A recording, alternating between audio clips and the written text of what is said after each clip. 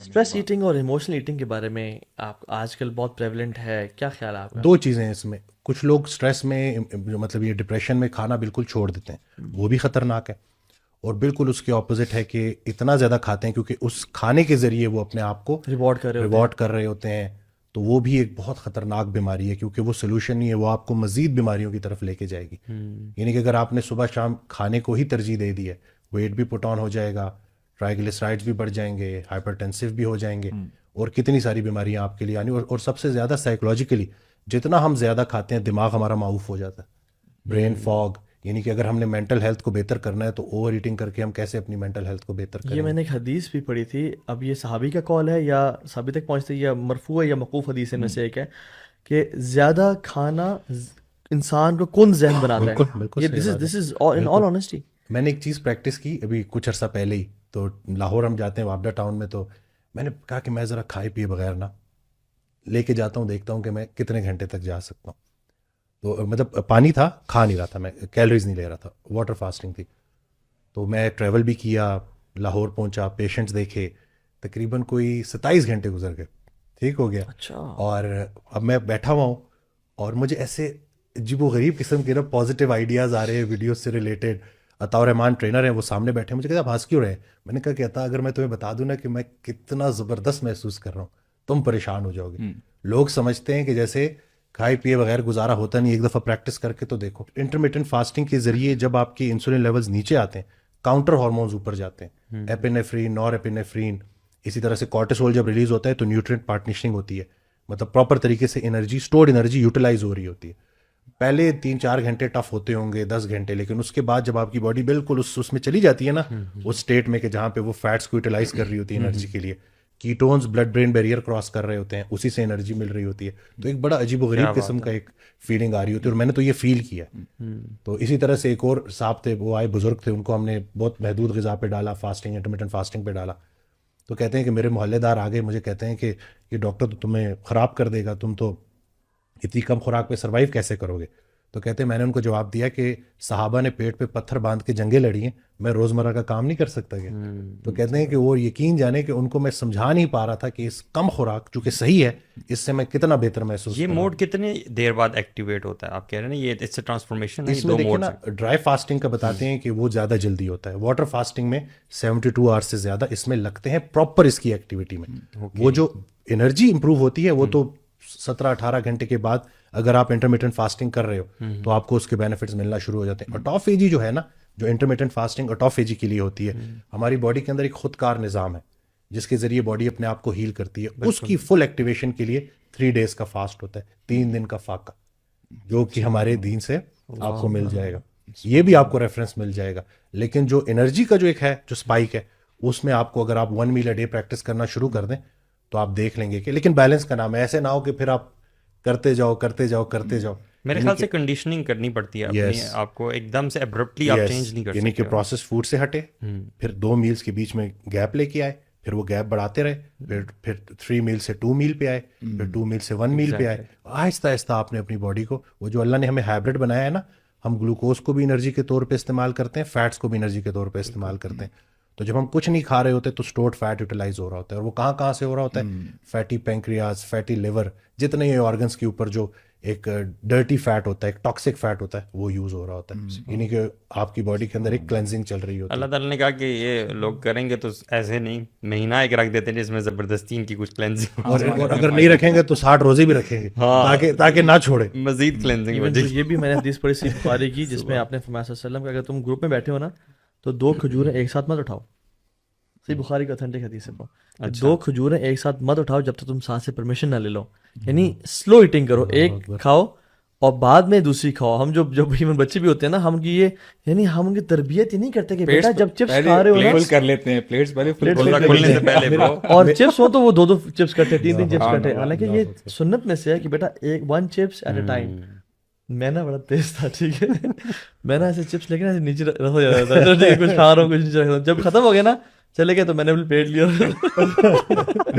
क्या बात है, ये तो टेक्निकल बात होगी, याद सीख लिया बहुत सारे लोगों ने बड़े लोगों ने सीख अच्छा लिया। वसीम भाई एक बात बताएं, एक बंदा कहता है कि वसीम भाई ठीक है मैं मोटिवेटेड फील कर रहा हूँ बट मुझे डर है कि मैं कहीं इतना ज़्यादा ना बढ़ जाऊँ इसमें कि मैं अपने ब्रेन को या अपनी हेल्थ को डैमेज करना शुरू कर दूँ, ठीक है।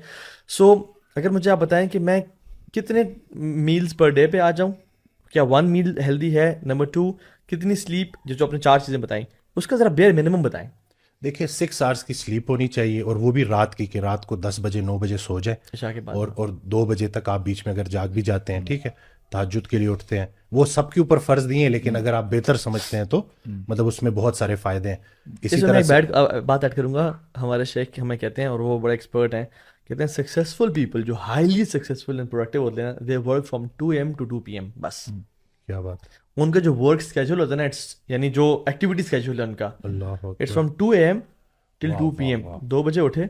अच्छा वो सोते कब हैं फिर, यानी क्योंकि इस्लाम में ना रातें पहले आती है दिन से, जो बंदा अपनी रातें मुनज़्ज़म कर लेता है वो अपने दिन मुनज़्ज़म कर लेता है, सुभान अल्लाह। और वो रात जल्दी सो गए, इशा के फ़ौरन बाद सो गए और 2 बजे उठ गए। 2 बजे उठने के बाद तहज्जुद अपना सारा कुरान जो भी करना, मेडिटेशन, मोटिवेशनल टेक्स्ट कुरान से पढ़ा, फजर पढ़ के बात है। काम शुरू, और जब फजर से काम शुरू किया तो by 2 PM they are done. कितना कोई प्रोडक्टिव डे होगा उनका, अल्लाह चेक अकबर। करेंगे, जब तक अगले जागेंगे वो आधे से ज्यादा काम कर भी चुके सारा होंगे, काम अल्हम्दुलिल्लाह। फिनिश करके घर आए, कैलुला किया और खाना खाया, और लंच के बाद अराउंड 3 PM के बाद 3 टिल रात इशा, ग्रोसरी, फैमिली, बच्चों के साथ टाइम, पार्क में walk, everything is there. Bro actually ना अब देखो ना, ये बड़ा आइडियल सिचुएशन आपने बताई ना, लेकिन जनरली अगर आप देखें ना हमारी जो इन्वायरमेंट है, आपने जाहिर बात है जो काम करना है वो अकेले अपने साथ तो नहीं ना काम करना, आपने सप्लायर से मिलना है, अपने क्लाइंट से मिलना अपने है। अपनी बात नहीं कर रहे हैं। सुनो, नहीं रात को 2 बजे कौन सा इन्वेस्टर जागा होगा? नहीं सीरियसली 2 बजे कौन प्लॉट लेने, नहीं सीरियसली देन व्हाट Bro, हम भी seriously कह रहे हैं कि आपको रात में 2 आप हमारी सिचुएशन सही मैं कह रहा हूँ, पता क्या मैं, आप ना करें 2 से 2, अब आप आप मुझे करें बताएं, फजर से इशा। डॉक्टर्स देख लें, क्या डॉक्टर्स शाम को नहीं आते? आते हैं 5 to 7 या 5 to 9 जो भी उनकी शिफ्ट होती है,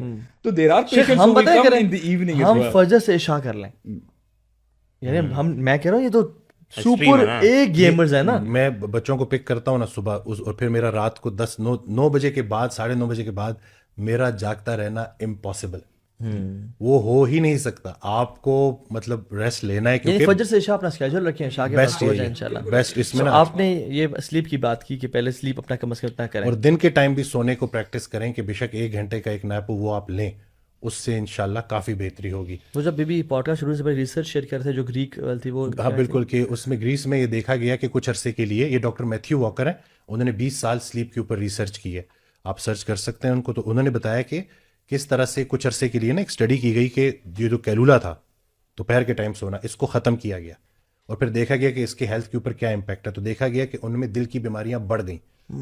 तो ये जो रसूलुल्लाह सल्लल्लाहु अलैहि वसल्लम की लाइफ से साबित है कैलुला, इसको अगर हम प्रैक्टिस करेंगे तो हमारी जो है बहुत सारी चीज़ें ठीक हो जाएंगी। और ये जो हम इंसुलिन रेजिस्टेंस की बात करते हैं, इसका सिर्फ डाइट के साथ लिंक नहीं है, अगर आप स्लीप डिप्राइव हैं तो भी आपके इंसुलिन लेवल्स बढ़ेंगे। एक और स्टडी उन्होंने शेयर की कि कुछ लोगों को स्लीप डिप्राइव रखा गया फॉर 6 मंथ्स, उसके बाद जब उनका HbA1c रिपीट कराया गया तो जितने भी नॉर्मल थे वो सब प्री डायबिटिक हो चुके थे या डायबिटिक हो चुके थे।